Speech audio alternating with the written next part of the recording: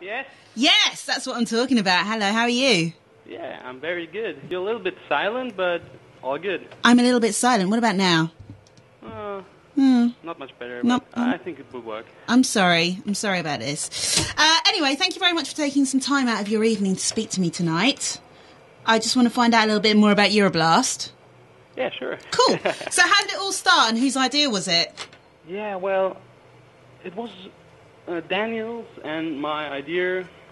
Well, we've been friends and both drummers and musicians for the past 15 years, and there was this point where we were like, oh man, we just have to bring all those great bands to our place. In That's Germany. where it all started, and we invited TotalRockRadio 2008 and Viljata 2009, and it all got rolling and bigger and bigger and bigger. Yeah, so how has it grown since then? Because it's only been going since, 2008, as you just mentioned. Yeah, it's really growing.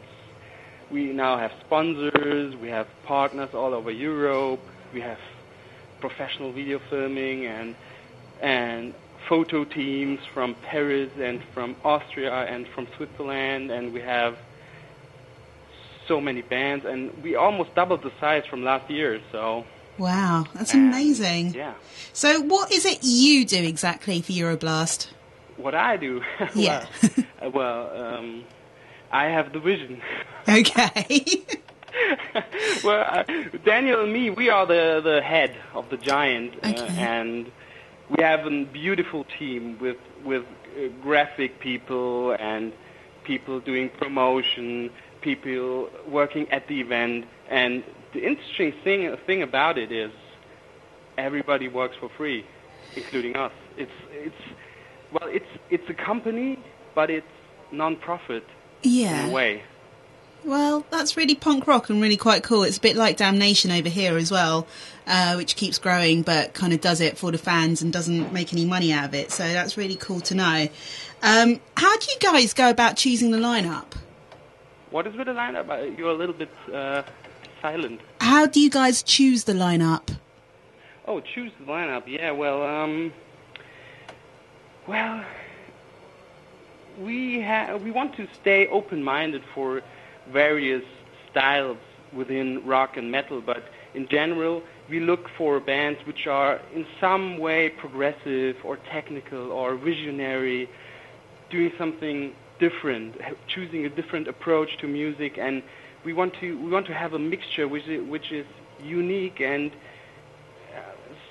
a bit like the festival, looking forward what happens in the future, and every year Euroblast shall be something like a point where everybody can look and see what's the actual status right now, and then 1 year after you have new styles, new bands, and new everything, and even bands we invite over and over again, which are progressing themselves.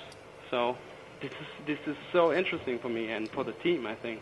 I was going to say, because there seems to be quite a few bands who were on last year's lineup who are here again this year. Yeah, I think we have 6 bands from last year again with us. Okay. And do you not feel that's a bit repetitive, or do you think that it's quite good to have them back year after year? No, well, I think it's great, because a lot of the bands we had last year did not have any album out last year, and it was like some sort of real underground thing. And now you have bands like Uneven Structure coming out with their album, and Viljata and TotalRockRadio came out this year with their album, and Textures with a new album and everything. So this year it's more serious in a way, because all the bands are now recognized from the music industry in a way and from the market. Yeah, you mentioned a lot of very high-profile acts there, like TotalRockRadio and Textures, yet you also did a competition with Got Gent to find an unsigned band to win a slot on the bill. Yeah. Why did you decide to do that? Well, I think we want to support bands who have a dream and who already do great work, but did not get recognized by the industry yet. and we wanted to honor it by doing the band contest, and we had 50 bands from 22 countries who did apply, and it went crazy. Yeah, I remember at the time, especially online, there was a lot of buzz around the whole thing, and people trying to get people to vote for their bands and everything, and it was a bit hectic. It appeared to be anyway. Yeah, it was, but I think we will do it again next year in a different way, because we always want to progress with the bands and with the music. Yeah. We always want to try new stuff. Like this year's workshops, we're having 4 workshops at our festival with Monuments and with David Maximicic from Destiny Potato, and many more. So what's going to happen in these workshops? Are they going to be giving like drum workshops, guitar workshops? Yeah, it's it differs a little, but in general it's like playing a few songs, probably showing some techniques, just being there with a raw rehearsal room sound, talking to the fans, getting in touch. It's this getting in touch thing, which is so important for me, because right now the venue is quite small, so it will be quite packed. Yeah. So everybody needs to get out of his comfort zone, being close together, and having this sensation, because we sold tickets to 29 countries so far. I know. Has this always been the case that people have travelled internationally for Euroblast, or has it just gone crazy this year? Well, last year it was recognizable. It was like potential 40% out from nearby countries like France or Belgium, Netherlands. But this year it's really, really, really a lot more, and crazier countries like USA and Russia and Mexico and Australia and Israel and whatever. That's amazing. Yeah, and for me it's a manifest. It has to do with a convention in a way. Yeah. Because the people come together from everywhere to meet each other, because a lot of these people are already in contact over Facebook and over YouTube or other social media, and at our festival everybody has a chance to meet the persons he's potentially writing for weeks, for years even. Yeah. So, that's really cool. For me it makes it special. Yeah, no, of course. Now the thing with Euroblast at the moment is that you guys have only got 70 tickets left for sale. Yeah, around 70. Maybe a little bit less in the moment, I don't know. Do you think it's going to sell out? Sorry? Do you think it's going to sell out? Yeah, definitely, for sure. I think we will be sold out in the next 2 weeks for sure. Wow. And we have a lot of press there, major magazines, all the big labels will be there. So a lot of the unsigned bands have a chance to be checked out by the big labels. That's brilliant. Which is good. Yeah, so do you think that next year, because obviously this year's practically sold out, do you think you're going to move to a bigger venue next year? Definitely. I already booked the venue for next year. Can you tell me where that is? It's actually 400 meters away from this venue, and it's twice as big, and so we will have space for more people, and because this year it went so well with everything that we just have to expand to next year. That sounds very exciting. So have you already started thinking about who you're going to book next year then, in that case?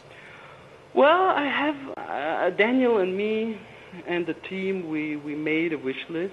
Yeah. Because, well, Euroblast has a lot to do with dreams coming true, and we just made a list with potentially 10 names on it, or 20, all the big names, and this is the list we're going to work on. Can you tell me anything about your wish list?